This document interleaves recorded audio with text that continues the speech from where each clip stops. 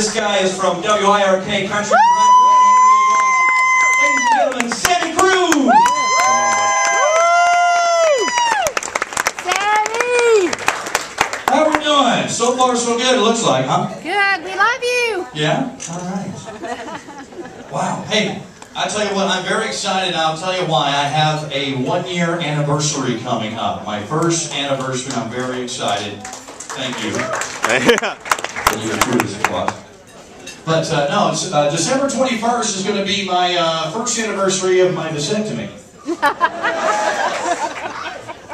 Yeah, it was tough making that decision to make that plunge into getting a vasectomy. You know, I thought long and hard about it. You know, I've got 4 great kids that I know of, so I'm thinking maybe it wasn't time for me to go ahead and get my vasectomy.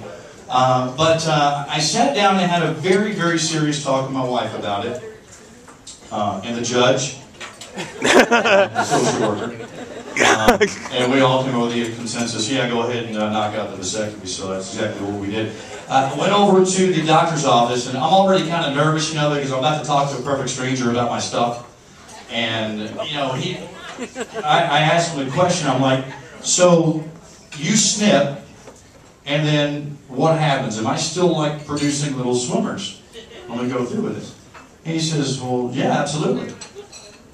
Okay, next question is, where do they go? There's only so much room down there. And I'm like, so what happens? He goes, well, you know, they go throughout your body. Your body just absorbs what, you know, what's happening here, and they excrete out your body in a natural form. I'm like, creepy? Disgusting. I mean, I know, ma'am, I know we say it's good for your skin and all of this. Oh, no. After he said that, it made more sense because, you know, recently I was watching that movie, 9.5 Weeks, that refrigerator kitchen scene, you know, and my nose started running. Oh, God. Only meaning the term blowing your nose, trust me. Oh, goodness. But no, the biggest reason why I was very reluctant to get this vasectomy thing done was because, well, you know, I get to walk into a doctor's office of perfect strangers, and then they all get to find out, and hopefully when I listen to the radio station, that they find out that I have a very small penis. You said, y'all guess this? She's like, huh? No, it's true. I mean, I got it bad. I really do. Tell me. But I want to have sex with my wife, I have to hire a stunt penis. Do you know how expensive that is these days? Holy shnikes.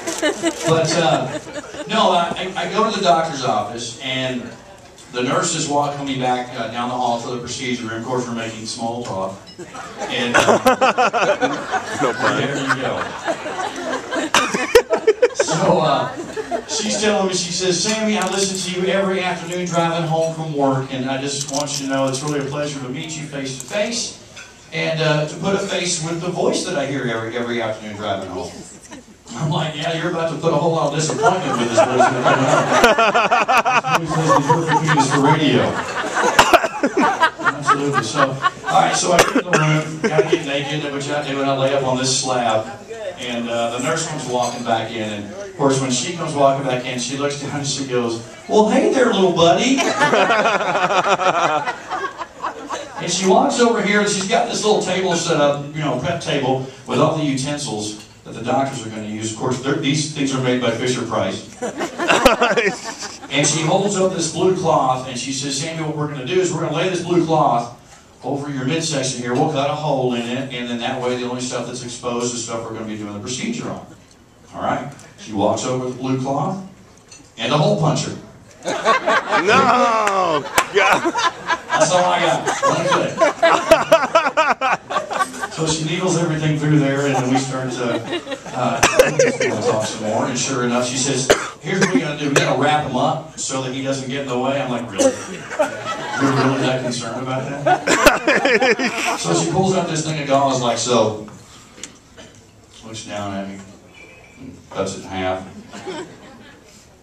Cut down the middle. It's a nice piece of gauze there ready to wrap him up. She gets him all taped up, ready to go. And she looks over at me and she goes, You know what, Sammy? He looks so cute. It's like a little caterpillar in a cocoon.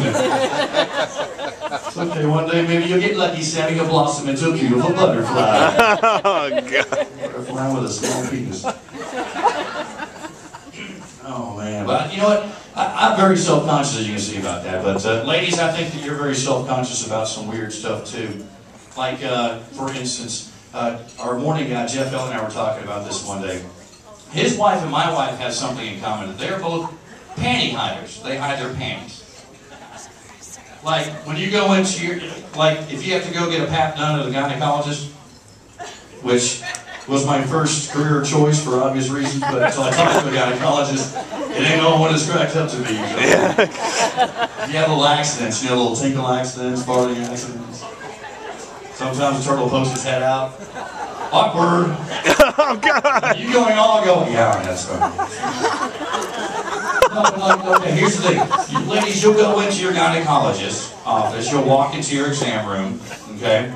You will take your pants off, you'll fold them up nice and neatly, and place them on the chair, correct? Alright.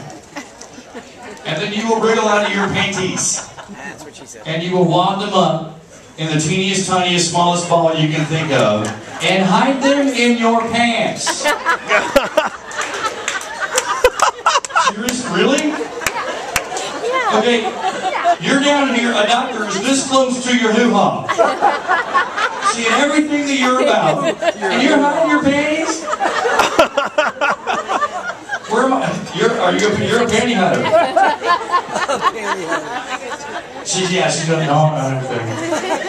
My brother's here, and when you walked in, we saw that one panty hider right there. How you doing, sir? You're aging? You're a panty hider too, admit it, come on. We're like, hey, you know what's okay? Reach deep down in your pocket, seriously pull them out, and maybe they'll blossom into a beautiful butterfly one day. Commando. Again, creepy.